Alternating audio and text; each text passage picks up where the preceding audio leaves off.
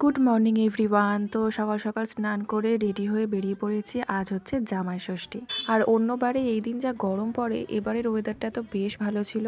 তো বাবা, মা আর আমি তিনজনে বেরিয়ে পড়েছি। টোটোটা আগে থেকে রিজার্ভ করা ছিল। আর টোটোটা আমাদের একটু আগে নামিয়ে দিয়েছিল, বেশি না, সেখান থেকে 5 মিনিট মতো আমাদের হাঁটতে হয়েছিল। তো গিয়ে কিছুক্ষণ রেস্ট নিয়ে তারপর যা যা রিচুয়াল হয় সেগুলো হলো। আগে প্রসেনজিৎ যে স্টাইলের একটা সময়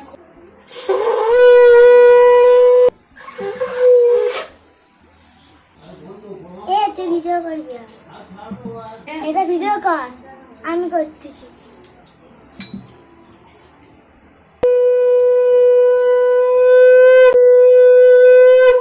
আর বিকেলের দিকে আমরা একটু আশপাশটা ঘুরতে বেরিয়েছিলাম। আর এই জায়গাটা ওই তালতলা বলে। তো এত ভালো গ্রাম্য পরিবেশ, মানে মাঝখান থেকে রাস্তা, দুধারে দেখতেই পাচ্ছ বিশাল বড় মাঠ।